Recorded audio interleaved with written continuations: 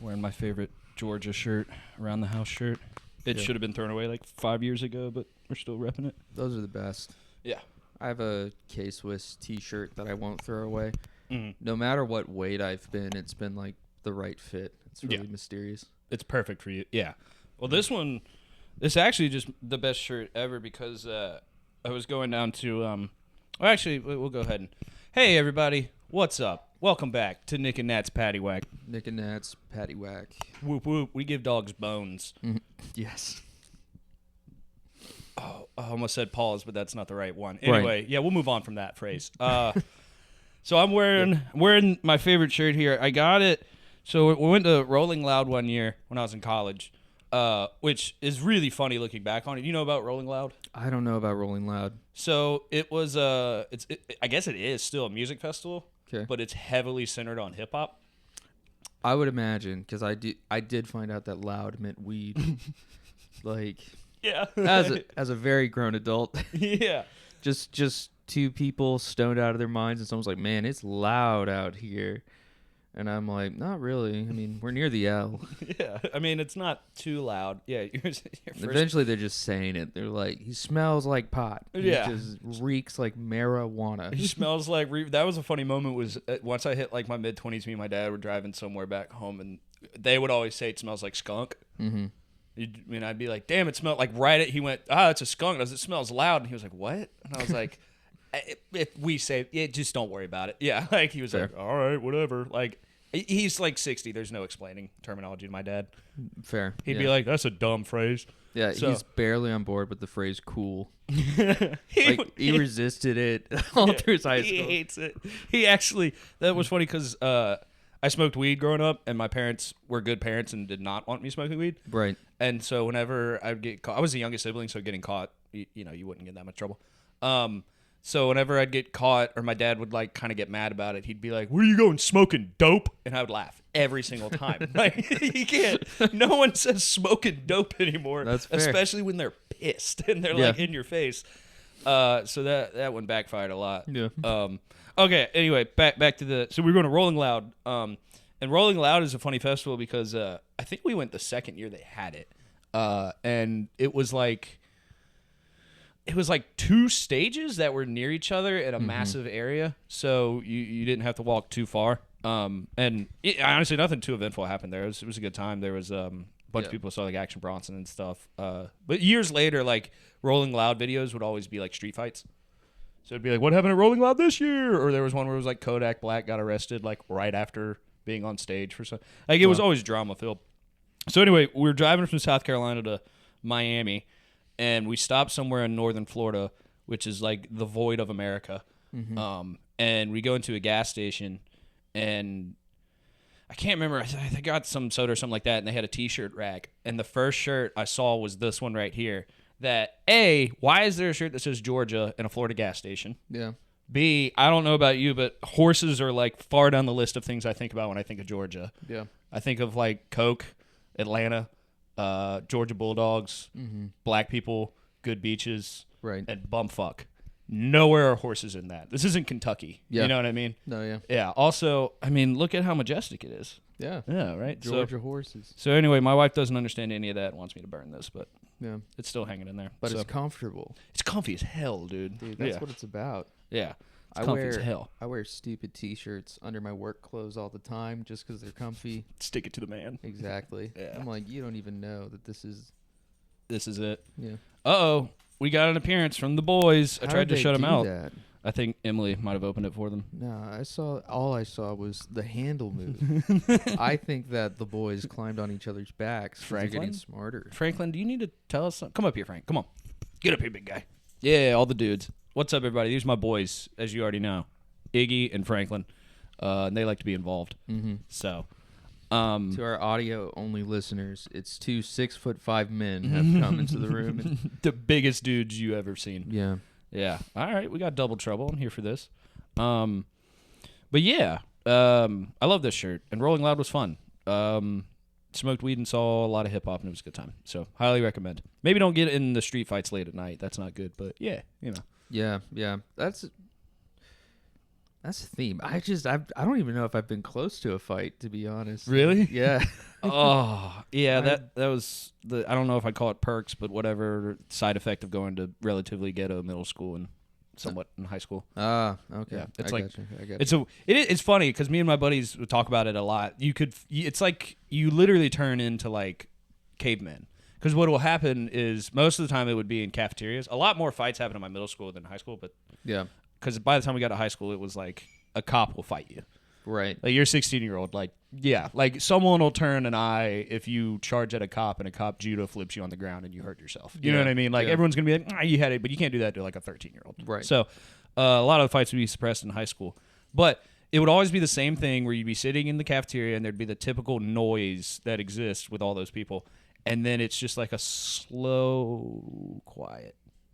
But like a weird quiet. Yeah. And then one person will realize what's happening and it'll pick their head up and be like, all right, what's going on? And then like a bomb, it just calamity in one spot. And then it gets like 3 times as loud. Yeah. But the entire, because it went silent, everyone's tied in. Yeah. So you hear, you're sitting there and you're like, uh-oh, where is it? Where is it? Where is it? And not done purposefully, but you could see from a bird's eye view in my high school in our cafeteria, because it was in the middle of the building, it was literally separated down the middle, like segregated, because people just naturally sat with their friends. Gotcha. So if you were to see from bird's eye view, it would literally be like Hispanic kids, black kids, white kids, and white kids, Computer were white kids. yeah, computer white, yeah, nerd white kids, Yeah. and white fights would always be the same, where we would start screaming at each other or something. Like there'd be a scene. You try to hurt each other with your words. Exactly, first. because we're pussies. Right, The that's kids I the went to high warning school shot. with. Exactly. Meanwhile, the kids in the west side of Greenville who actually grew up fist fighting each other aren't going to use words. Right. They're going to get in their face and just start swinging. So you'd usually know what direction to look into in the cafeteria. And it was very exciting. It was fun. Thankfully, there weren't like fights where like teachers got hit or involved. A lot of times it would end in one of them tackling some kid, and then kind of figures itself out. But now as an adult, I feel like you see a street fight, a gun might get involved. Yeah. And that's not good. So As an adult, I don't even like honking at people. nah. Like, Yeah. you just read it on the news. It's just the oldest man in the world pulled out a revolver and shoots a family Yeah. over what is like a traffic nuisance. Yeah. You jumped in front of him at a stop sign 4-way. Yeah. Yeah. That's exactly it. And he was just having a bad day. You put your hazards on and park outside to pick up Uber Eats. Yeah. And that's it. That's all it took. If that's the case, he's a hero. I'm so tired of that here in Philly. Yeah. I can't get anywhere. The worst are, I don't know. I feel like I'm blaming them for doing their job, but at the same time, you'll see them just being lazy. It's like Amazon drivers will be like, I could probably pull my van over into some space, but fuck you on this 1-lane road. And then they'll walk an entire block down. Yep. They didn't even park in front of the place they're supposed to go to. They'll just slowly, and then you'll see like 6 cars behind that van, like ready to just launch nukes. Like it's a rage. And I've been there too. I hate it. I think bus drivers should be able to like issue parking violation tickets and fines. Yeah. Because that keeps happening. Yeah. Like, going south just randomly, I'll just be stuck somewhere behind, just sitting in the bus, stuck somewhere. Mm-hmm. And I've seen the bus driver get out before. It looked like the bus driver was about to hit someone, Dude, I used to not like bus drivers because it was just so much calamity. And then now, kudos to them, dude. Like, aside from the bullshit of people that ride buses, like, how do you fucking fit a bus in this city? Like, you go down 1-lane roads that, like, my little HRV could barely fit down. They're going to be like, yeah, I'm taking a fucking double-deck bus down this thing. Mm-hmm. And I've yet to see them sideswipe the soul out of somebody's car. So I'm sure it's happened, but Oh, it has to. yeah, like statistically. Yeah. Yeah. So the fact, they might, if they're batting like 5% sideswipe, great numbers. Fantastic number. You put me in a bus, like more than half the cars are getting sideswiped. So that was cool. What was that? We were talking about something before the podcast started. It was, it was my granddad's funeral. Quick transition.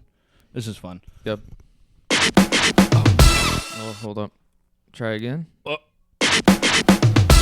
Yeah. All right. Transition. So we were talking about movies earlier, and Psycho came up. Psycho, right? Yeah. I always get the name Psycho and American Psycho mixed up. We were talking about Hitchcock, and I was so my granddad died when I was in my early 20s, my mom's dad, and we flew, or it might have been my late teens. Franklin versus the Hand is a fight that's never ending, by the way. So he's ready to go. Yep. So my granddad lived in San Francisco or outside of it, and when he passed away, they wanted to have the funeral.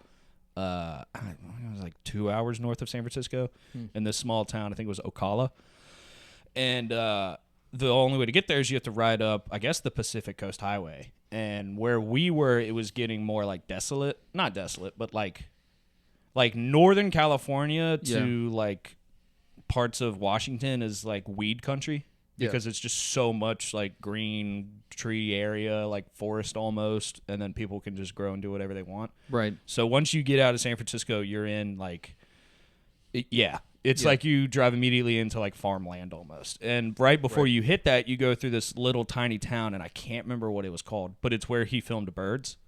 Oh, yeah. Yeah. And it was like, it's kind of funny because I didn't watch any. I'm not a big film buff, so I don't go back and watch a lot of movies. But my mom had watched Birds.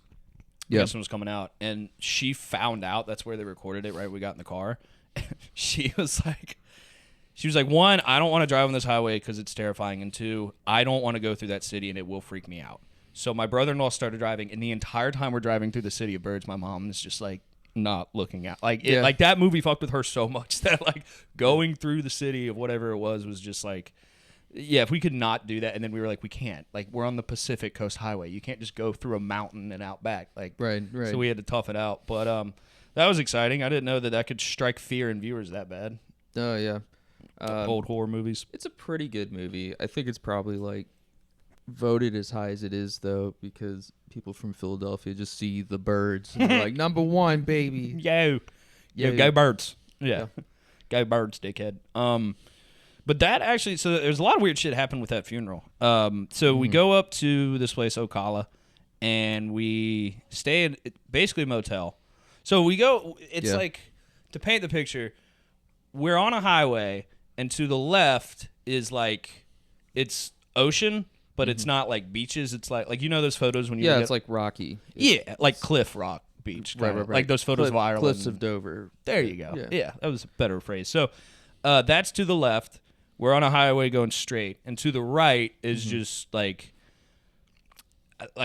trees that are going up at such a like high vertical that it's basically a mountain. Yeah. So you're kind of stuck on this road and the things that are between the water and the mountain. And so where the motel is, there's a motel, a community space, and then like grass parking area, and then the mountain. And then to the left is the road, which is in front of the motel, and then just a cliff, like just like right off the side. And so we go stay in this motel.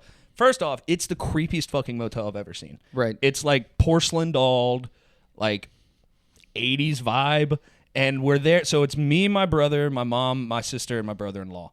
And so me and my brother shack up, or maybe I think me, my brother, and my mom shacked up, and then my brother-in-law and sister had a room. And when the guy who also looked like, what is the name of that guy who has the tiny hand from Scary Movie 1? Albert? I think I can't remember. But he's got the little creepy hand, right? And then making the mashed potatoes. Mashed taters. He looks exactly like that guy. Yeah, already a creepy vibe. So we walk in, and it's like a quasi B&B where they have like a dining space area, and we walk in, and the guy's creepy as shit. He's talking to us, and then he finds out that my brother-in-law and sister are married, and he goes, "Oh, we'll put you in the honeymoon suite."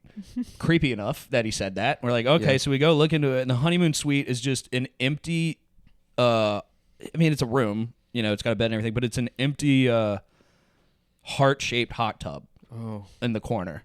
And my sister noted this pretty quickly. She goes, "Why are there more porcelain dolls in our room than yours?" Yeah. And so she immediately turned them all around just to be safe. Yeah. Just to be safe. And so, okay, Frank, wires and stuff. You got it, though. You're big. All right. Nope. Okay, he didn't pull it out. We're good. See you, Franklin. Love you. So anyway, she's in there. She realizes that I flew everything around. That we're already kind of weirded out, whatever. So we drop our things off, we leave, and we go meet up with a bunch of our family at this gathering spot somewhere down the highway, like a park almost. And it's basically a family reunion of like my step-grandmom, all of like my granddad's siblings that are still alive, their kids. So a bunch of us there were hanging out, we're getting catch up. And my brother-in-law and sister go, we got to go to the store. We're going to get some beer to bring back. And yeah, so we'll go get some things from the store. And they go, and I mean, they were gone for like 2 hours. Yeah. Probably should have been like 45 minutes. So me and my brother are already kind of like all right, that's interesting. And so they come back, and we're like, oh, cool, here they go. And they come up to us, and they immediately, my brother-in-law comes up to me and my brother, and he goes, come to the van now, get to the van. We're like, okay. And we go in, and we sit in the car, and he shuts all the doors. He starts whipping his head around, and I say this is like 2016, maybe 2017, right? And he pulls open the center console, and it's a quarter pound of weed, just a massive Ziploc of weed. And we're like, oh, that's where you went. Because we're in California. We're going to smoke weed. Right. And he says what had happened was they went to the store to go get beer, and then they see this guy sitting in a rocking chair, and he's a Hispanic-looking dude. And my brother-in-law owns a fence building company, so he knows construction site Spanish. So he says to the guy, like, I forget what it is. I think it's like mota or something, like weed, and then ask him a few questions about it. Yeah. And then, interruption. Oh, no, you good? No, we're good. All right, just double checking, making sure. Iggy, everything's okay. You're good. You're doing really good right now, by the way, man. Anyway, we're sitting in this car, and he explains to us that he goes to the grocery store, sees this Hispanic guy. And he asks him, he goes, we, and the guy goes, he just gives him like a head nod, yes.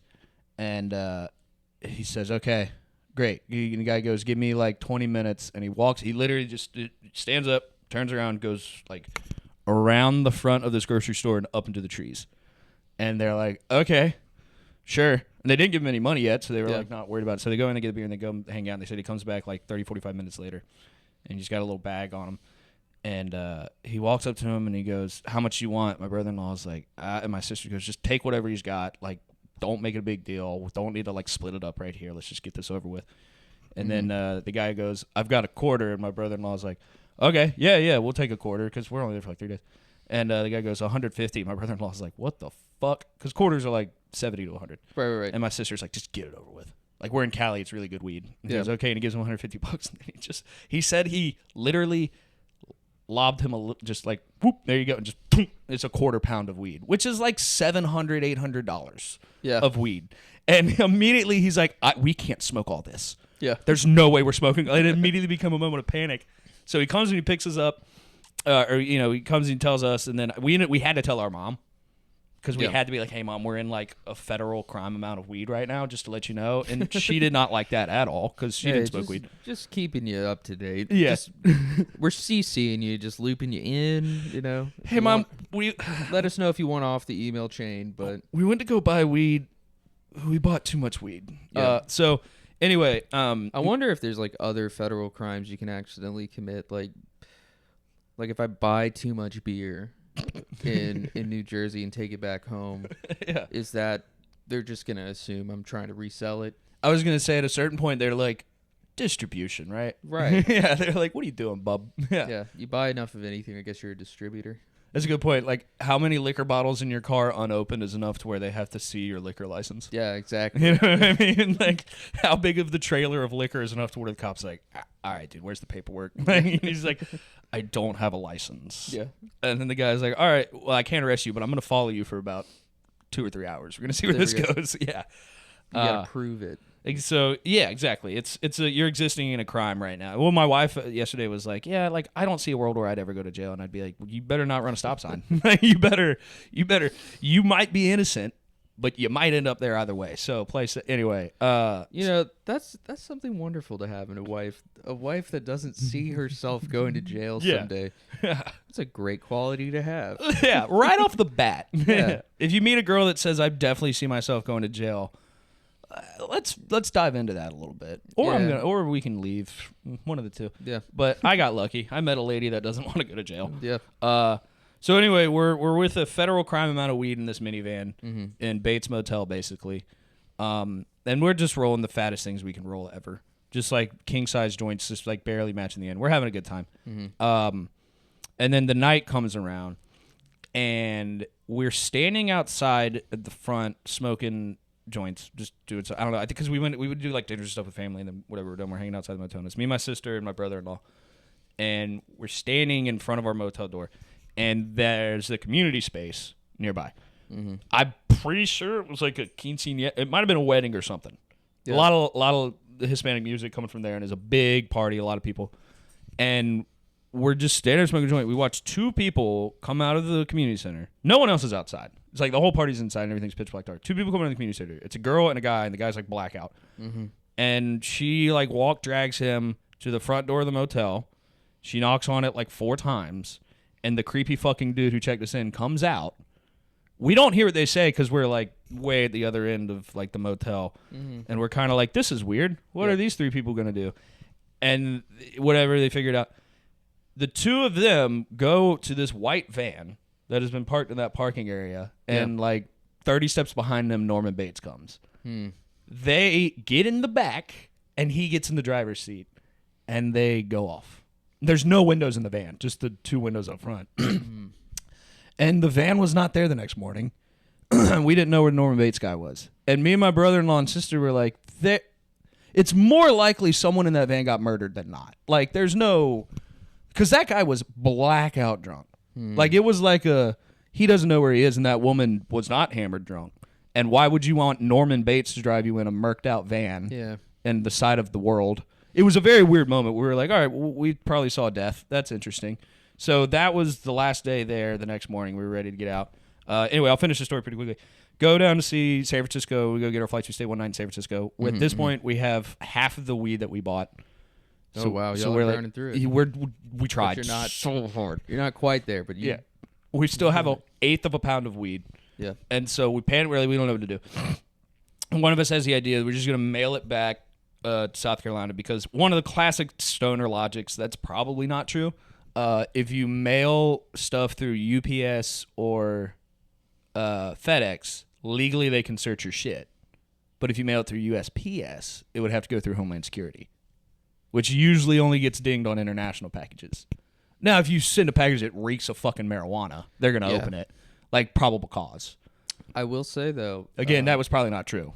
They caught the Silk Road guy because it was actually an IRS agent that picked it up doing a joint task with Homeland Security. Oh, yeah. They kept finding, like...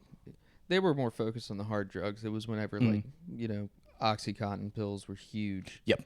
And so it was... They kept finding, like, porcelain cats stuffed to the brim. Yeah. Oh, my God, the porcelain dolls. Yeah. Yeah, so maybe everywhere in North California is just filled to the brim with drugs. That scared the shit out of me, Northern California out there, because that's like where hippies run away to just kind of redo what they do. Anyway, tell you actually more about that one. That's a fun tale. The IRS, the Silk Road guy. Anyway, finish those stories. So we're sitting there. We got an eighth of a pound of weed. We don't want to do. My brother-in-law just goes, "Fuck it. We'll just get like a ragu jar." Empty it out, rinse it, clean it with dish detergent, whatever. Yeah. Package the weed in there, wrap some T-shirts and shit around it, and we'll mail it out. Thankfully, it wasn't the hardest smelling weed, so we were like, yeah, whatever. We just packed it up. So we packed it up, and my sister's like writing out all the things that we need to do for mailing it, and she just randomly goes like, "What's a good name to put on there? Like, has anyone got a fake?" And my brother just jokingly was like, "Put Ricky Williams." Former Texas football running back Ricky Williams, whose entire career got decimated by smoking marijuana. Yeah, there you go. And she goes, she doesn't say anything, and then she goes and drops a package off the next morning before we leave for our flight. And my brother-in-law's like, "What name did you put on?" She went, "Ricky Williams," and the return address was in Texas somewhere. And my brother-in-law's like, "Are you fucking kidding me? Do you not know who Ricky fucking Williams is? Like, we have an eighth of a pound of weed going across America right now, and basically Cheech and Chong's name is on it. Like." Anyway, it didn't get caught. They found it. We smoked the rest of it back home, and everything was fine. So that was my time in Northern California. But the Silk Road. Yeah. Yeah, that was a big deal back in the day. Yeah. I only remember it because that was like the genesis of like Bitcoin. Yeah. No, yeah. Bitcoin is for people that want to buy drugs or they're perverts. You know, that's kind of it. Like, Speaking of, actually, I fucked myself because this kid in college that I bought weed from like 3 or 4 times through a friend of mine. Mm-hmm.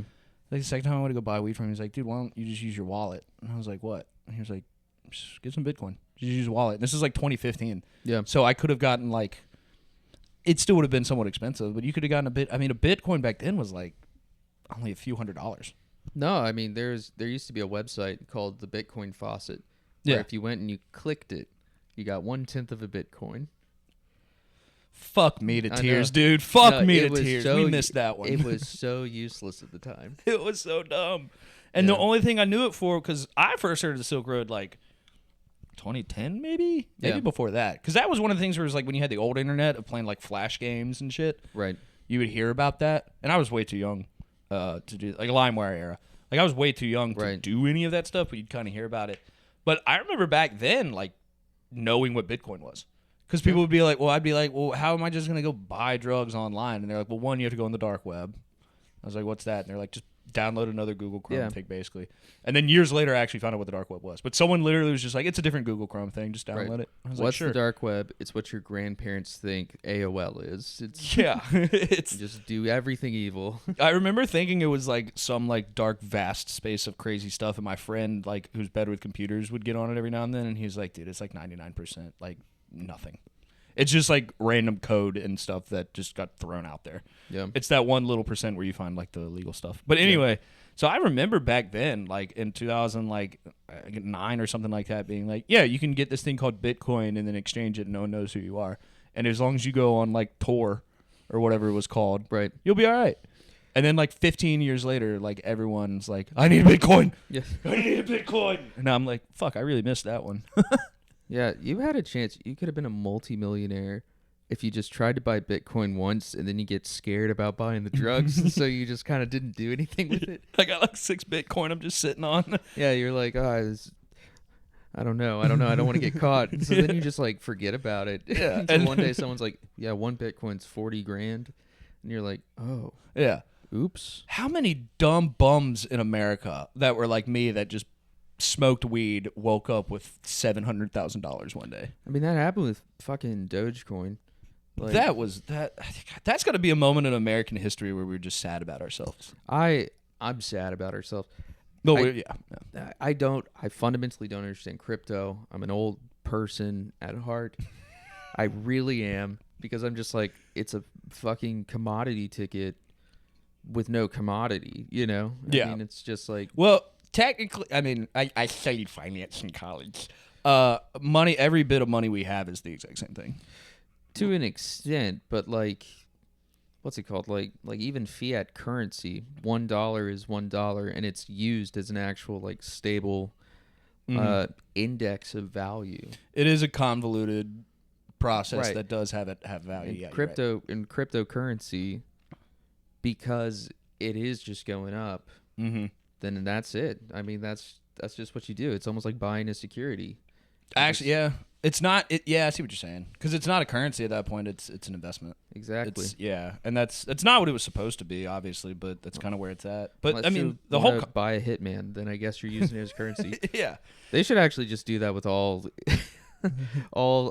like securities. Like just give someone 12 shares in an ETF. Yeah, just wing it. Yeah. Let's see what you got, bub. Yeah. Let's see how quick you ruin this. Yeah. I need you to kill my boss. Yeah. Exchange. How does 30 Microsoft sound? How does 800 Microsoft points sound? That's one name change on Xbox Live. I'll have you know. I got you a government bond with at 6% interest rate. That's a great premium. That's a pretty good investment. Yeah, I can see a hitman who also knows finances being like fantastic. Yeah. He's taking it all in. Yeah. No, I don't know. Bitcoin doesn't make. I mean, it makes sense to me, but it's not going to work, because you can't. It's like someone will invent something and be like, "This will make things better." Then you realize how dumb people are, and you're like, "No, they're not going to know how to use that. That's going to be really bad, dude." Yeah. Oh no, I'm glad people do stuff that I don't understand. Like, keep doing the Bitcoin thing. Just because I don't understand it doesn't mean we can't do it. Because if that was the case, we wouldn't have cars. We wouldn't have. We can't. I don't understand so much, dude. We can't live in a universe where they invented the ShamWow to make people's lives easier. I'm sorry, the slap chop, both of them, really. Yeah. The slap chop. Yet they expect us to know how Bitcoin works. Yeah. Nah, that's not how that works, dude. You can't. No, yeah. There's no way. I'm saying it right now. There's no household. I don't that remember has, which one's which on daylight savings time. Yeah, I'm just gonna say it now. There's no household in America where there is a slap chop and Bitcoin in the household. I'm putting my foot down right now. If you own a slap chop, you do not have Bitcoin. Yep. You're not a dumb person. I had a slap chop. That was my first weed grinder. Yeah, there you go. It was not effective, but it was fun. You just put weed, pop, pop, pop, pop, pop, pop, and it would stick to the blade, but you'd be like, yeah, it was fun. Check it out. All stems. All stems, baby. Where'd the weed go? Don't worry about it. Yeah. They call me Farmer John because it's all just seeds and stems. Mid-grade. Yep. Yeah, so shout out Bitcoin. That shit sucks. Word. On another note that's actually fun, we had a fun moment for the few people listening to this. You can actually go listen to an episode that we recorded that is to I don't even know what is it, Manny and Steve? It's the most importantest podcast. Go check out the most importantest podcast with Manny and Steve. We've met, God damn it. Okay, Manny, I love Manny. He's comic in the scene. He's one of my favorite people. He's hilarious. Yep. We only found out about this because Nick listened to their pod and caught it. Yeah. They weren't able to record an episode one week because they couldn't get together. So they just took the audio of our podcast episode, uploaded it to their page, and didn't tell anybody. It's not just the audio. It's the video, And the too. video? They took the video. I got the notification on YouTube. It's straight up just us hanging out. Like the beauty of a bit that Manny sat at a computer and went, I'm not even going to tell him I did this. I'm just going to do it for my own laughter. No. They get caught. And then because I'm a fan and a good friend, I listen to their episodes when they're uploaded. So like within 2 hours of him uploading it, I find out. He's like, how the hell do you find out so fast? It's my podcast. Yeah. God damn you, Manny Muskets. That's fucking hilarious. It is funny. We got to get him on the pod, him and Steven. Yep. I haven't seen them in a minute. I hope they're doing well. That's got no podcast has worse eyesight than that podcast. I'm gonna say it now. That's fair. They can't see that well. But aside from that, you were telling me about your. You said something to your therapist earlier today that was interesting. What was that about? Oh yeah. So I've been seeing a therapist for a minute because I'm well adjusted and normal. Go to therapy. It's good for you. No, yeah. So, but at some point though, he goes, "Hey, we haven't really gotten into this, but do you think like part of your problem with work like is your diet?" And I was like, fuck? "Like, go on." And he was like, "Well, I don't really ask this usually, but like." Which is always nice, where he's like, just so you know, this isn't standard. Just so fucking you know. slob. I don't call everyone fat. Yeah. So this is a heavy one, bud. No, yeah, he was just kind of like saying, like, just make sure you're getting enough sleep, make sure you're eating right, all this stuff. And like that's fine, I guess. Yeah. It's just like this is just like the millionth of these kind of conversations in my life, I didn't need the mental health guy telling me that. Yeah, like I bruised my big toe like a month ago. Yeah. Yeah. That's a bitch too. I fucked up big toe before. Yeah. And it's one you can't complain about either. And it was clearly because I was walking around in these like work boots that just weren't broken in yet. Yeah. That's clearly what happened. Yeah. But my dumbass starts looking up and checking if I have gout. I mean, I'm like... Oh my God, dude. I had a gout scare like a year or two ago, and I was like, I really did this. How little you believe in yourself. Yeah. That you're like, I'm going to get the fucking pirate's curse. I guess that would be scurvy, but... Yeah. Scurvy still exists. That's true. Too. Gout's for kings. Gout is for kings. We had a neighbor, and back when we lived home, we lived in this big complex. Well, not too big. We kind of got to know a lot of the neighbors because we had dogs, and one of them, I mean, he just... I don't want to go into detail on him, but he was just a piece of shit. Like he's just kind of a guy that you don't want to pull for in any situation ever. Yeah. And he ended up getting gout, and the whole community thought it was funny. Yeah. Because it was like he'd come out and be like, oh, I'm in so much pain, I can't do it. And he had a wife, and his wife's the sweetest lady ever. He had a wife, and then she'd come out and tell us about it. He can't get out of bed today, and we'd all be like, you fat fuck. Yeah. you fat ass. You can't, because he'd always be like, I'm just going to get Zaxby's again tonight. And be like, why don't you learn to make like chicken piccata?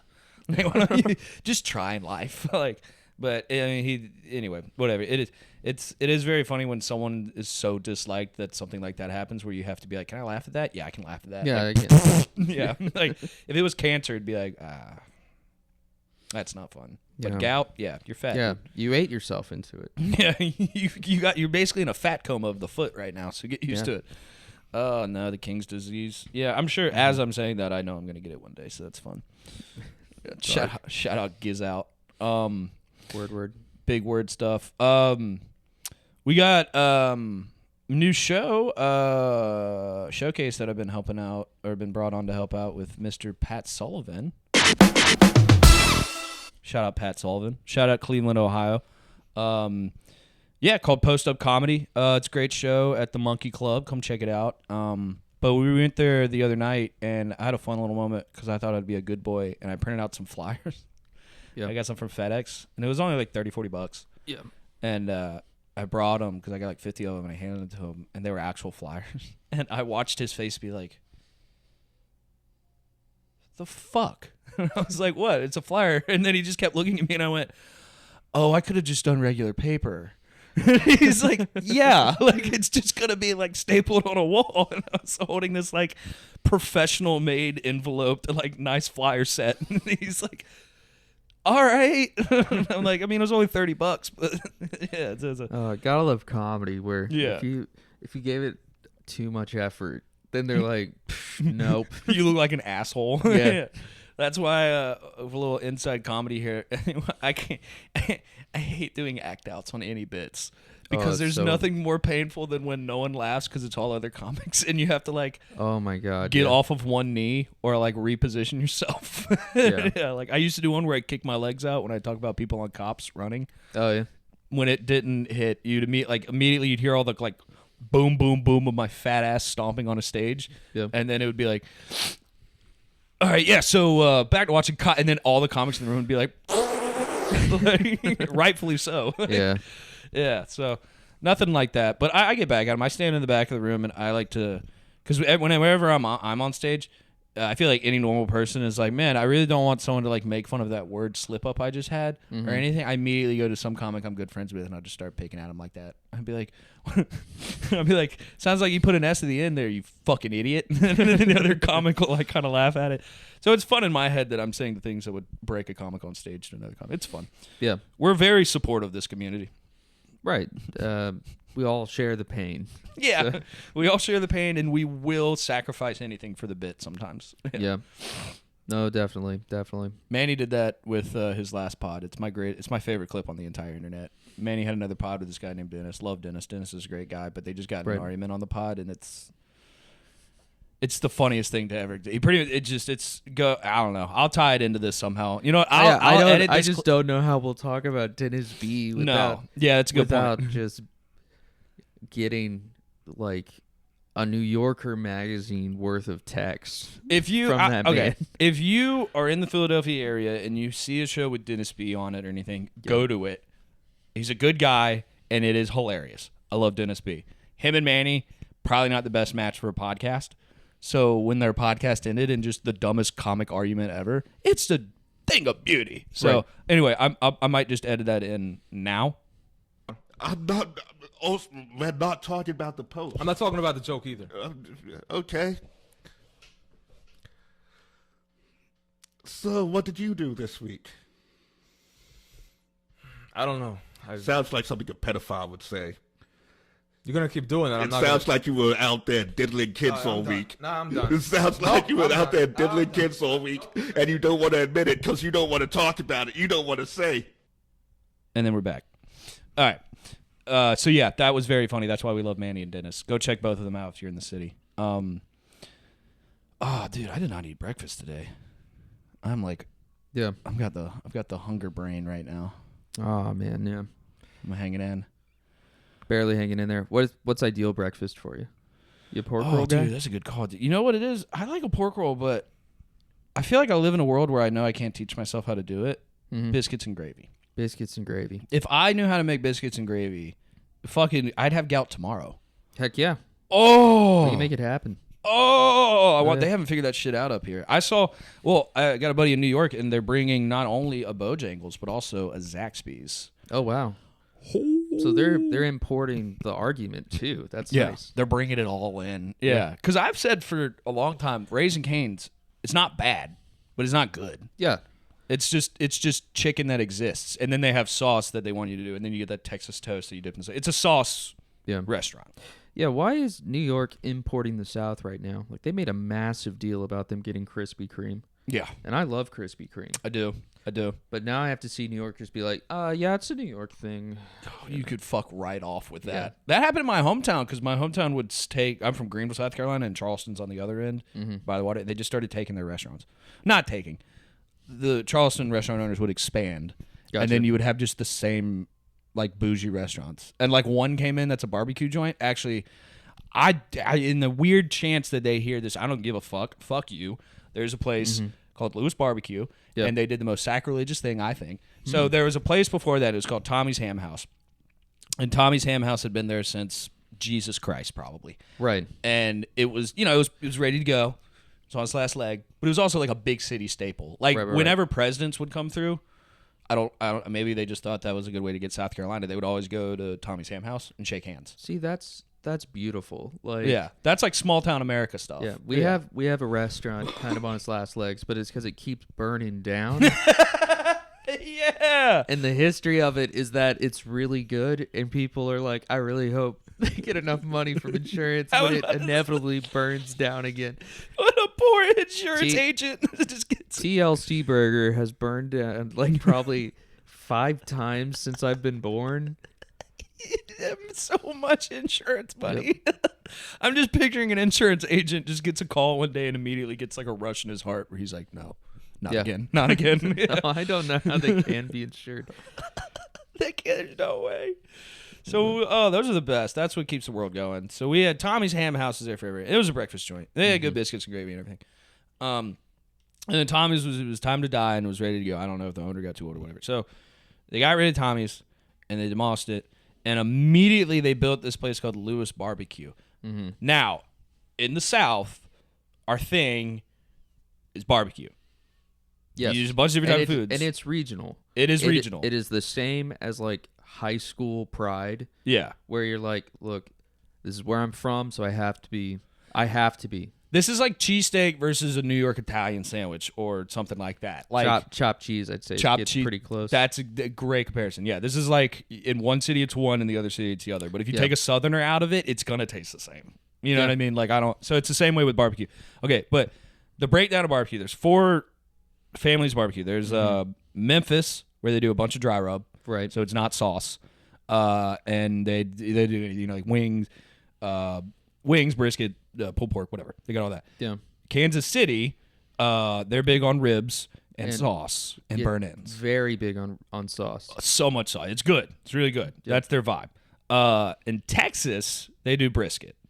Yep. And brisket it's the part of the meat where you slice it to where it's like a rectangle of meat and it's super tender. Yes. In the Carolinas, South and North Carolina, we do pulled pork with sauce. Yes. Now, the sauce is regional. I hate the word sauce. I don't know why. Whenever you say it in a serious context, you're like, so the sauce. Right. So, anyway, it's regional in its own right because where I'm from, South Carolina, we have what we call Carolina Gold, which is a mustard-based sauce. Yes. In North Carolina, on the western end, they do like a sweet and tangy, where it's the same thing. It's a sauce. The more west you go, I'd say the more ketchup-y and molasses-based it gets. Thick sauces, yeah. And then on the eastern side of North Carolina, they do a vinaigrette. Yeah. So it's like, it's not even a sauce. It's like a liquid, but it's really good. So anyway, Lewis Barbecue came to town. They originally came to Charleston, and Charleston, South Carolina is like antebellum Southern, but it's also touristy. So you're going to get more variety of restaurants. Greenville is a town, like a city. Like, you know what I mean? It's like an inland city, and it's not really a tourist city. Right. So they put Lewis Barbecue there, and Lewis Barbecue markets themselves on brisket. That's not Carolina, dog. Yeah. You can't come into my fucking neighborhood and say we're the barbecue dogs and you don't make my barbecue. Sure, they'll make dude, they've got the fucking brisket slap right there in the front. It's a whole presentation. $30 for brisket. And I like brisket. But like that's tearing down fucking Pat's and putting a chopped cheese spot right there. Yeah. Like put it somewhere else. Yeah. Put it to anything. Have a nod. You know what I mean? Be like, this is where Tommy's Ham House was. So it's like it's an example of like my hometown's been selling the fuck out. But they put those kind of restaurants in where it's like there's not really any character. You know what I mean? Yeah. It's like it's not Greenville, South Carolina food. It's like either Texas food or like Mexican that's like inspired or something. Like all the award-winning restaurants in my hometown are like they're like almost built for like Instagram filters. You know what I mean? It's like I know exactly what you mean. It's like this almost like Dallas private equity feeling where it is kind of like, I don't think this was made with love. No. It's like, it's technically individual, but there's something about it that's just fundamentally cold, where it's like, nobody started this brand with any love in their heart. I can tell. Nah. It's entire. Yeah. Like there was like Wendy's, you can tell Dave liked it a lot at some point. Motherfucker cared. Yeah. Also, apparently he was like the big dog at KFC. I didn't know that. Oh yeah. So Dave, he was like a franchiser or whatever they call him. Right. Yeah, franchisee. Yeah, franchisee for KFC, and just like fucked the game up. Like he was so good at it that he also, what did he do? He invented the bucket. He invented the bucket? Well, bear with me here. No, but like the KFC bucket. Yeah. No, exactly. I was gonna say that's like, because that's their marketing thing. If you think about it, it's iconic and also so brave. Yeah, it's to so come American. Up to people, go like, just give it to him in a fucking bucket. Here's your fucking slop. Eat it. A pig person, and you're like, I will. Yeah. Yeah. So, what you ordered doesn't go in a plate. Yeah. So it goes then in a bucket. it comes in a slop pit, fatty. Yeah. So anyway, Dave balled out and then started Wendy's and named it after his daughter. And there's definitely love to it. And shout out Wendy's. Wendy's is not what it used to be, but it's still good. You know, it still makes me feel better about myself than eating McDonald's. So, and there's love to that. And that's just the stuff that faded out in my hometown. Like, there's they built this hotel, AC Hotel, and it's a beautiful building. But each floor they put a thing in it, and like the bottom floor is this like bougie cocktail place. And I always found it weird because the top floor is a bougie gin bar, but it's the same thing, but not. Like, it's like you've already invested money, and like I was talking to a buddy about this. Like, you can't, like, I grew up in a place called Greenville, South Carolina. It's like 60,000 people, nothing too special, decent middle class, a little bit upper middle class. Now you can't enjoy the downtown area unless you make like $90K a year. Yeah, like it's just weird. Like it's weird. Like, and I mean, like I'm fortunate enough to be able to go to some of those restaurants, but it's like weird. Like you grow up in childhood and you go to these places and you're like, oh, there's this neighborhood restaurant, and then now that I'm 30, it's like not even like the new wave. It's like you said, it's private equity. It's like some transplant investor had a fun idea, and then rarely you get, like, there's one place called Como 864, and this is James Beard winning chef, and she's a killer. But I think she might have moved recently, but she was like in like the hood. Yeah. And it's one of those like, that's the restaurant that should not be in the middle of downtown, but it needs to be like accessible. You know what I mean? Like, yes, exactly. If there's a restaurant with character, it doesn't need to be like pushed out by like there's no bars in my downtown area. Right. It's cocktail bars. Oh, I mean, I really don't think there's. I mean, there like technically there are. You can go somewhere and get a beer, but every single one of them is either like Gen Z 30-year-old frat bro energy, or 40-year-old finance bro energy, or something like it's odd. And like I don't know. I think like with New York taking some of those, like it's good for New York to take like Zaxby's and Bojangles and stuff, but yeah, it is weird to kind of have that like era that we live in now of like go to this nice restaurant where $6 million was invested into it to make it look cool, and the food's probably decent. Yeah, but it's $35 a plate. So the bear. Anyway, cousin.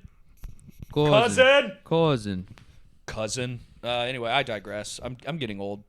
My back hurts, and I'm complaining about the fucking social setting of my hometown I don't live in anymore. This is really good. You're watching us age before your eyes. Yeah. I had last episode we're like, snow. I'm having to shovel it. And it's still there. The fucking snow. Yeah. Exactly. Yeah. No, it is fun though, because like I've been in Philly like 3 years, so not too long. But it is funny because there's a thing going on in Philly. We might have already talked about this, but the Angelos, like Angelos? You know Angelos Pizza? Yeah. Okay, if you ask anyone not from Philly, Jesus came to Earth, made a cheesesteak at Angelo's, and they saw him do it, and then they took that ingredients. Right. Like, it's like the hype for that restaurant. And it's good, but it's like it's strange. Like, it's so odd that, like, because, like, my brother and sister-in-law will come into town, and they'll be like, we got to try Angelo's. And I'm like, okay. Like, sure, but, like, why? Like, it's, some Philadelphian explained it to me. It's just cheese and meat in between bread. You can get it good in a lot of places. Yep. It isn't some artisanal, masterful craft. Like, some people might tell you it is, but it's, do you want a seeded roll where it's a little bit harder? Do you want whiz where it's big and sloppy like the old kind? Or do you want a fat, soft bread sandwich? Right. That's it. Pick one of the three, and you can go to multiple different places. But Angelo's, I think it's because they make their bread and it's a farm to table movement. Gotcha. But I've also heard Philadelphians that are like, nah, dude, if you want good bread, get it from New York City. Like, it's like a weird, so the whole Angelo's hype. Get it from New York City. Well, I don't know what it is about New York City, but apparently people actually think bread is better up there. I mean, I'm sure because of techniques. That's because New Yorkers believe anything. Yeah. What they are is they're happy to be in a cool place. That's true. And then they just go like, it's our water that did this. You might have had pizza, but if you had New York pizza, in Kentucky. Yeah, and then that private equity company coming to Kentucky, you know, it's just called like Tony Pepperoni, and but there's like it's just a white background. The whole building's white. It's not right. It's kind of like an Apple store. It's a minimalist built inside. Exactly, and it's a pizza place. And they're like, we get the water from New York. And you're like, okay, cool. And they're like, also, this is set up like Chipotle for your pizza. Yeah, exactly. You're at Chipotle Pizza with water from New York. And I'm like, I don't want to talk to y'all. Yeah. I don't want to talk. I'm like, also, like, I kind of just want pepperoni and cheese. I was about to say. You're putting your hand over everything. I'm waiting for them to be like, do you want to try our new spaghetti pizza? Mm-hmm. I mean, no. What are you doing? Give me pizza. Yeah. You want Mike's hot honey on this? Dude, hot honey right now. Mike apparently built way too much. We gotta get rid of it. Mike distilled 400 gallons of hot honey in the back. We gotta get rid of it. We asked Do Mike you want this on your sandwich? Do you want this in your drink? Do you want this? Yeah. We asked Mike for 20 gallons, then it turned into a pet project of his, and now he got 400 of the fuckers. So, exactly. Yeah. So it's but anyway.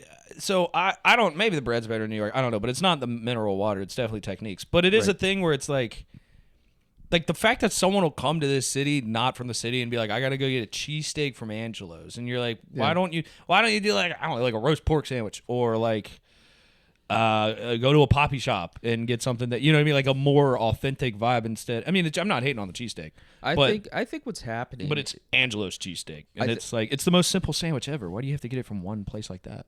Knowing the Philadelphia psyche, I think that everyone's agreed to sacrifice Angelo's as the place everyone's going to wait in line. I think you got me there. So they're not telling anyone the real places. They go, oh, you're not from here? Go to Angelo's. Go to Angelo's, yeah. Yeah, because it's like a problem for the city now. Like the city came to Angelo's and was like, you can't do this. Like you can't, like you're blocking people's houses' entrances with lines. Like good God, they're not good with phone systems and stuff. But yeah, and the flip side, like I'm a D'Alessandro's guy, and apparently now it's fun to hate D'Alessandro's. D'Alessandro's, is that the one that was on One Slice Review or whatever? It might have been. I don't know. It's one of the bigger. No. D'Alessandro's in Manayunk. Okay, yeah, it's. Roxborough, Manayunk. Yeah, in that ballpark. Chubby's is across the way. Never had Chubby's, but some people say Chubby's is good and better. But I like D'Alessandro's. I like that because it's just a soft bread, big fucking meat sandwich. Okay, yes. And then they also slice it, right? Yeah, well they can, but I'm not big on getting onions on mine, and I think that's the breaker because I don't think they cook their onions right. But that being said, like I don't give a shit. Like it's meat and cheese on a sandwich. Like, let me eat it. Yeah. And then you kind of realize there's like a cult following to it. But yeah, I think Angelo's it's one of those. Like, whenever I think of Angelo's, I just think of that, like, back in my hometown where it's like all right, I'll say this. So there's a restaurant in my hometown that won a James Beard Award. Kudos to him. Actually, it was a Michelin star, I think. I get it mixed up. So kudos to him. That being said. Probably the James Beard. I think it was a Michelin because they had the Michelin star presentation and there were like 5 restaurants in Philly that got nods. Oh, wow, yeah. And in the midst of that, hold on. Yep. 60,000 people in Greenville, South Carolina, and they stuck a Michelin star restaurant in the downtown. Yeah, okay, but Michelin does the travel guide.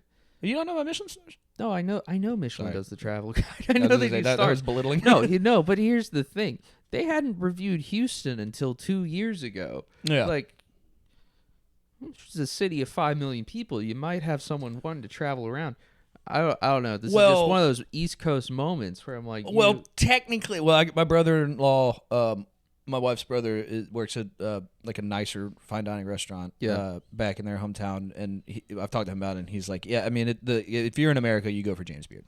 Like it's cool to get a Michelin star, but it's recognized like the James Beard is your like in America, and it's to your point, like Houston is like the 4th biggest city in America. How the fuck have they not been reviewed? That's what I'm saying. Yeah, like that's insane. And so I mean, now they're probably like the fact that Greenville, South Carolina, 60,000 people have a Michelin star restaurant, and Houston didn't get reviewed until 2 years ago. Yeah. It's like, who did Greenville pay to come there? What Yeah. happened? Yeah, like it's one of those things where it's like people in my hometown are like, "Oh my gosh, it's so good, we got a Michelin star." But like I've been so resentful to that fucking town for so long that it didn't happen like that. Yeah. Like my mom's a travel agent, and Greenville started getting all these like #1 place to travel to on these travel magazines. Interesting. And I remember telling my mom, I was like, "How do they?" And she goes, "Well, they pay them." Oh, She goes, "Do you think travel magazines just go, let's pick this fun town?" No, they get contacted by big bodies of people in these cities that pay them to stay at the nicest places in the town. And so Greenville figured that out, and for like 5 to 10 years just started, And so now like people from Houston will be like, "I've heard great things about Greenville, South Carolina. Yeah. I'd love to come there." And it's like, all right, come build your fucking brisket restaurant in my small little, like it's just such a, like my hometown sold its soul a long time ago. And so now when they get a Michelin star, like everyone's like, "Ooh, yippee." But I'm like, no. If Houston didn't get reviewed until 2 years ago, but Greenville, South Carolina has a Michelin star, no, that process is fucked. That's my fundraising goal now. You know, if somehow we make enough money, we're gonna trick a lot of Americans into going to Joplin, Missouri. Yeah, dude.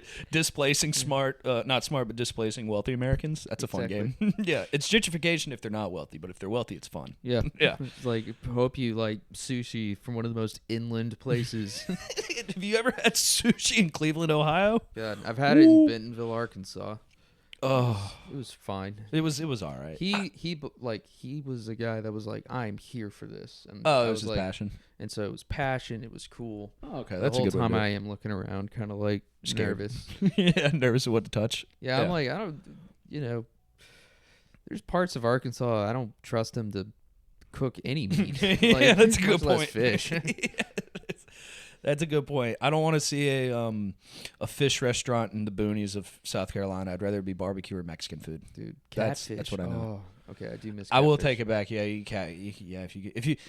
I didn't grow up eating a lot of fish like that, so Yeah. like I'll eat some catfish. But you catch one dude that grew up fishing a lot. He's like, "Dude, give me like 15 minutes. I'll make us a full catfish meal almost." And I'm like, "You son of a bitch! Like you figured it out, and there's no bones in it." Yeah, And no bones. actually, no, they keep the bones because you're a man if you eat the bones, or I don't know. There's something to that. But Interesting. anyway, yeah. So my hometown sold its soul, and now every time I hear about Angelo's or like new chic restaurants where they were like people have been told they have to go there without really experiencing stuff, it's kind of like, all right. It's like, nope. Yep. I hate to use this, but it's like, there, go be a sheep. It's like, I could take you to another cheesesteak place, and they'd be like, "No, but I want to go to Angelo's," and it's like, I'll be a good host. So, but I don't know. That's why you lie to them. You don't go, "I'll take you to another place that's just as good with a low line." Which you go, "Oh, you're still on Angelo's?" Yeah. No. That's right. No. I should have out hipstered them. Exactly. You got to make it seem like your thing is actually more exclusive. That's a good move, dude. Oh, because my brother is a hipster, not like in the worst ways, but he's very like He wants authenticity. yes, like he Gotcha. drinks his his daily coffee is in a Chemex. There we go. You know what I mean? Yes. I have Like it's Chemex. amount of What's up? effort. I mean, with all due respect, No, it is. it's probably better, but the amount of effort, like, it just seems so like I don't even think it's better. I think it looks Really? I think it looks cuter in our house. it's like vinyl records being played instead of CDs kind of vibe, where it's like the Yeah. sound is better. It's just better, but it's like I don't think you have the palate to tell me that. Yeah, you know what yeah. I mean? Like, but I don't know. He is my brother. Maybe he does. I don't know. But like, it's that kind of stuff. So whenever they come to visit, it's always I got to kind of outsmart them in that. Because Angela's is good, but I don't want to wait in line for an hour and a half. Okay. If I can get a similar thing at Skinny Joey's Cheesesteak, which, Fair. by the way, oh my God, that is the greatest thing in Philadelphia. Like, if you own a cheesesteak spot that is competing with the big dogs of the cheesesteak, you've won Philadelphia, right? Yeah. Like, you're Skinny fucking Joey Marilino. You're Yeah. a god. Shout out. Oh, could we have him on the pod? Oh, if we could get that. If you can find him, yeah, go for it. I don't have any rats in my family. I think he'll come. Do you?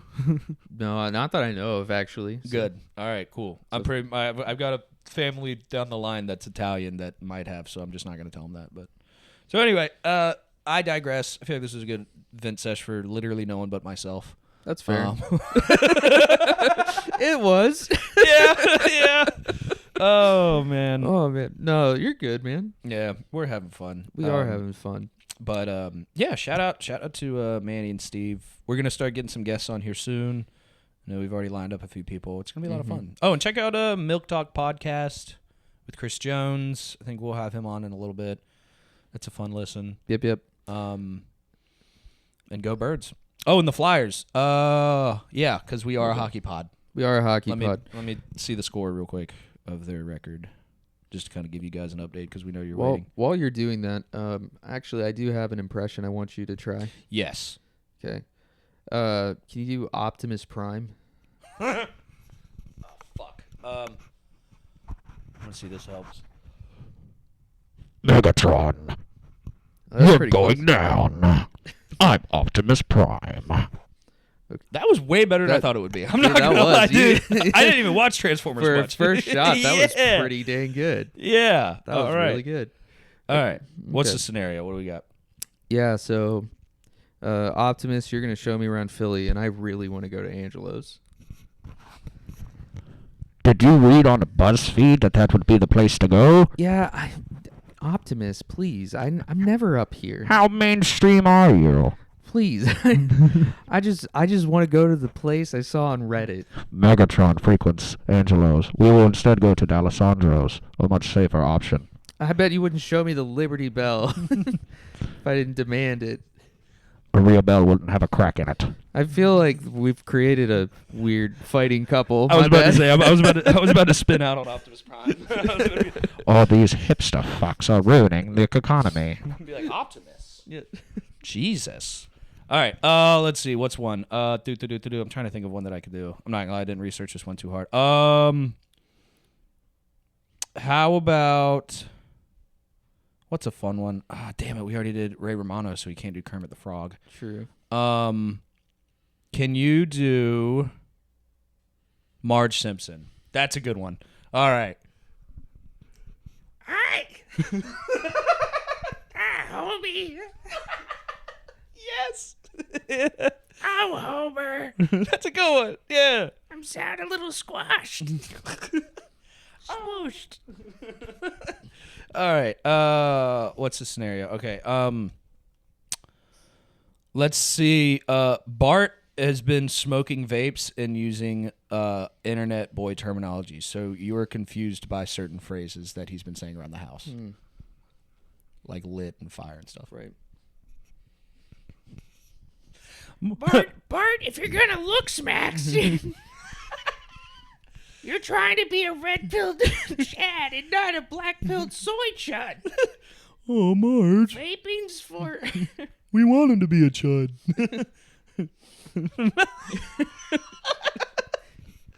Oh, dude, we suck at improv, but it's fun. Dude, we gotta get some improvers in here. We need some Sam Wolf help. yeah, if we did like a Dungeons and Dragons podcast, it would literally be like we roll the dice and both of us look really hard at the rule book for like 5 minutes in silence. And then we just relay back to each other. Yeah. Are you on what page you on? 86. Fuck, I'm at 83. Oh, yeah. Okay. Yeah, this is why we need a producer. We do. we need a pilot to this ship. Because we're having fun, but I think we ran into a mountain a little while ago. Yes, yes. That mountain was my weed pen. I'm sorry, everybody. Yeah! I was just enjoying my buddy's stories. And I looked down and I go, oh, it's been 10 minutes since I've said anything. My bad. Oh my god, dude. That's my favorite thing to do is to smoke too much weed before going to a mic, and I make everyone realize how uncomfortable I am to be around. And then the next day I go talk to them normally, and they're like, "Are you good?" I'm like, yeah, weed. Yeah, you know. You're stoned so much, just your normal cadence becomes manic to people. Yeah, you start really spooking people out. Yeah. Oh man, that'd be I keep telling myself. Is Nick okay? He counted down from 5, and he didn't use his hand at all. Like, yeah. And it gets even weirder. You're like, is Nick all right? He's just drawing cubes in his joke book. yeah. It's like cubes. Yeah, the cube. And then you draw like a different sided cube. Autobots. Autobots draw cubes. No, what's the what is the cube from Transformers? I don't really know Bumblebee because he was cool. There was a cube in Transformers? Yes, That's I so thought useless. That's the cube we were talking about. I never watched It's like Transformers. a Tesseract or something. I don't know. The Allspark. That's what they call it. That was it. Yeah, they're like the thing that started the universe, a fucking Rubik's cube, and you're like, oh yeah, that's a great toy tie-in.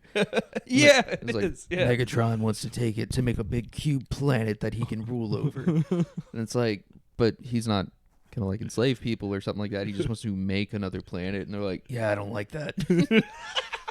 What they should have done when they brought Mark Wahlberg in was do more of a childish one like that. Yeah. He's gonna get the cube. He's gonna start a new universe. I can't have that. Bumblebee, we gotta go. Meanwhile, Bumblebee is Pull just out like a little floatable car almost. He's like a kid's car. Man, have we talked about this? There's a Transformers thing where like Mark Wahlberg, it's like the fourth one. Mark Wahlberg has like a 17-year-old daughter, and they're doing the Transformers thing where it's like it's kind of sexist. Like they're dressing her a little too skimpy for someone that should be 17. But anyways, then like I mean, her they took 20 Megan Fox to the fucking woodwork on that one, dude. Yeah. They were like, let's make her look. Anyway, sorry. No, exactly. But then like Mark Wahlberg meets her like 20-year-old boyfriend, and he's like, no, yeah, and basically he's kind of like, you pervert, like that kind of thing. And then he goes, actually, according to Romeo and Juliet laws, we could be together. And he pulls out essentially a small statute of it from his pocket, proving that they're within Romeo and Juliet law territory, which is 10 times more perverted than just doing it. Yeah. Like that's insane. That's why. Like, what does that mean? Have you had that? For how long are you gonna have that? Are you gonna be 26 whipping that thing out? I just want to say, like, if you're writing down any piece of the law on a note, so that you can be like, I'm allowed to be here and do You're this. breaking the fucking rules, Like, and you know it. You're breaking a social contract of some sort. You need to think about that. Yeah. Dude, Romeo and Juliet, that is, and everything surrounding that story has aged badly. Even the Italian movie. I do love that they call it Romeo and Juliet laws. Yeah, they kill themselves at the end. Yeah, they die. And the Italian movie, the girl playing the Juliet was like 16 or something like that, and she had a boob scene. Yeah. All right, Italy. It's like, come on now. It's like, I know. maybe not tie that story to live action. And we're also surprised all these directors are perverts. Yeah, I like it. We're just all so numb to it now that we're like, they probably all did it. Yeah. I don't know, dude. Hollywood's always had some weird shit. That's how they roll. When you're a human doll, you're gonna do some weird stuff. Yeah, well, how else are you gonna make a Marvel movie? Yeah, really. Yeah, how are we gonna extend the MCU? Yeah. Also, it is funny that you get some guys that everyone already knew about. So when Epstein stuff comes around, you're like, oh yeah, fucking, like Woody Allen. Yeah. Like Woody Allen got tied in. We're all like, yeah, fucking duh. Fuck yeah, he did. What are you kidding me? Like, but he's still revered as like an iconic director. I mean, he made good movies. I mean, he is like, people are always like, oh, Andy Hall, but it is hilarious that, like, I don't know, it seemed like most of those emails was Epstein going, we should hang out. Also, Woody Allen's gonna be there. All his messages were, "Are you cool? Woody's in the corner." Yeah, and people are like, yeah, I mean, that's fine. I like his movies. Sure. Oh, yeah. Yeah. And he had already been like Epstein had already gone to prison for soliciting a minor. That I didn't know about until like a couple weeks ago, because they had one of the Nick DiPaolo, who's a big time New York comedian. Like, it's funny that, like, because I listen to comedy podcasts, that Epstein wiggled his way into that because he was emailing people about going to shows. Did he really get on some podcasts? No, not that way. But like way back in the day, he would. So they found all his emails, and that's the big talk right now. But like Nick DiPaolo, there's an email exchange with him where it's like, who is it? I think it was Woody Allen. It was Epstein and Woody Allen, or it was Epstein and some other person. Mm-hmm. Wanted to go see comedy shows. And there were emails about that. They were like, oh, you want to go to something? And they go to the comedy show, and I guess Nick DiPaolo did so well that night that Epstein got his information and was like, would love, like, some of the showcase, or like show and pay respects, or it was like, wow, next time I'm in New York, you'll have to let me know, or something, trying to like a hangout thing. And there was no implication of it being the child pedophilia stuff. It was literally just like a fan being like, hey, I have a lot of money. Like, and then there's a line that Nick DiPaolo says in the email back where he's like, something, yeah, it's great to see you, da-da-da. and because the last sentence in Epstein was like, "I'll let you know when I'm back in New York," and he goes, "I might have to ignore that last sentence because of your history. ... LOL." And that was an email from like the early 2010s, and I was like, Yeah. "Oh, they fucking knew back then." I was Yep. like, "What?" I was like, "Oh, I guess the nation didn't know who Epstein was, but yeah, it is interesting. I didn't know that. I thought it was just some rich dude that hid in the shadows, but no, he fucked up a few times, and then got big God. So No, yeah. And then Elon's just like, I really want to go do an island party.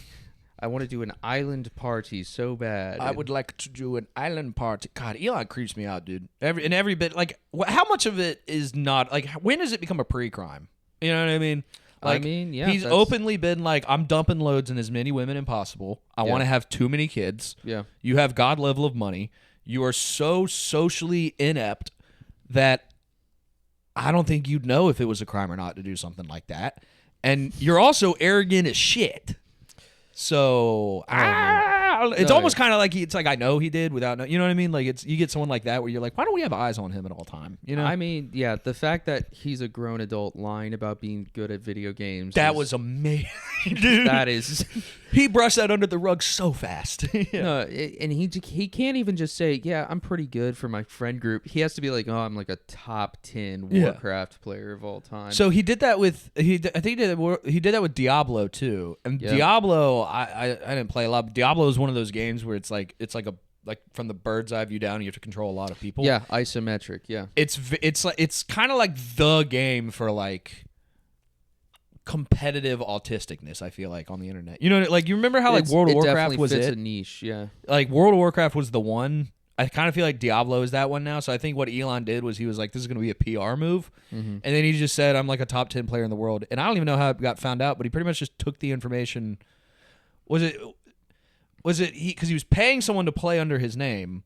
Yes. But then he also like took information from another account or something like that. Like he bought another account that had already leveled. That was it. And and from there he paid someone else to essentially just keep farming it to keep him in the rankings. And then he outed himself because didn't he like try to play it or something like that? He did. He tried to live stream play it. And he was so funny. And yeah, no muscle memory on doing anything. Yeah. And so people were like, I'm talking baseline strategies weren't there. He was just doing stuff by accident. And it's like, it's an insane move because that's the video game where you have to think like a literal war general. Like you have to actually, like, it's like the game of chess almost. Like this isn't like FIFA soccer game. You know what I mean? Like, this is like, what the fuck, man? You could have picked like any other online game and been like, I don't know, like Candy Crush maybe? Or just play a single player game and just be like, I love this game. Yeah. Just say you like it. Because I mean, I don't get why anyone thinks he actually runs 10 companies. He doesn't. What he does is it's impossible. He starts it and then he's so good at gaming. How could he do anything else than gaming? Yeah, I don't even know what that PR move was anyway. Was it supposed to be like I can do anything at all times? Like what do you? I think he gets lonely. I think he's just like, this is a cool thing to do. Yeah. Hey, like, but instead of just being like, I want to find a way to like talk to people or make friends, it's I'm looking for praise. Yeah. You know?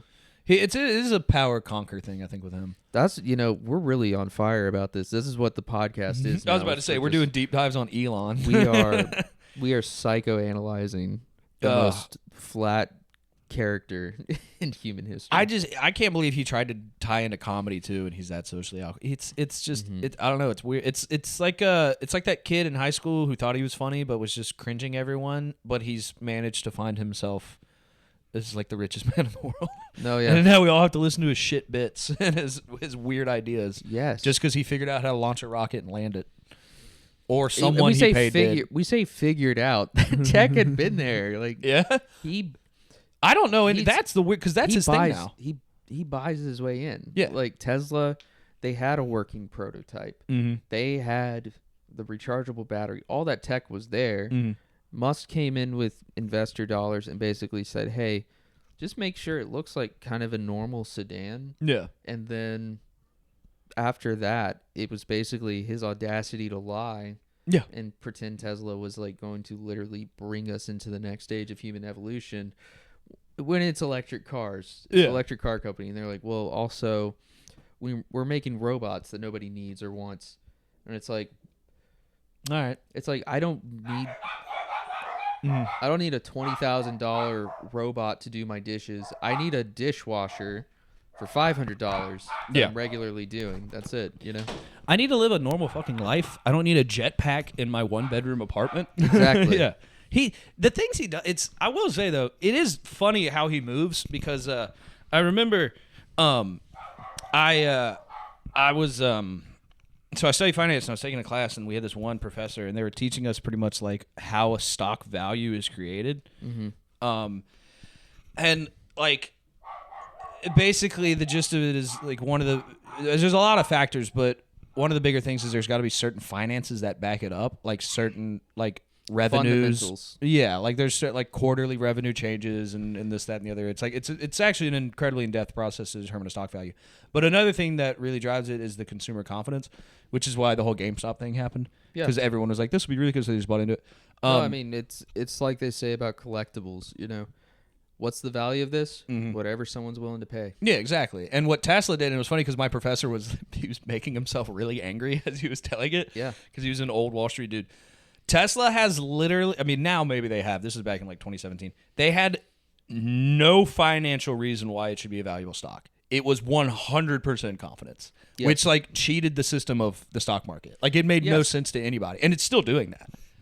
Probably. Maybe it's got some better finances now. But it was like I watched like a 56-year-old man who spent his entire life understanding how stocks are made just like have a breakdown because he was like, this makes no sense. And then No, years it later doesn't. he had Bitcoin and GameStop and all that stuff. But No, yeah. I mean, it's completely off when it comes to the fundamentals. It's valued like a tech stock. It's not a tech company. They are a fucking car company. I don't care what they say. And it's the same with all of his ventures. He needs government subsidy or contract to make it work. He needs some help. Yeah, and the fact that he's having SpaceX buy Twitter. Yeah. I mean, that's just he's laundering his failing business into a succeeding business.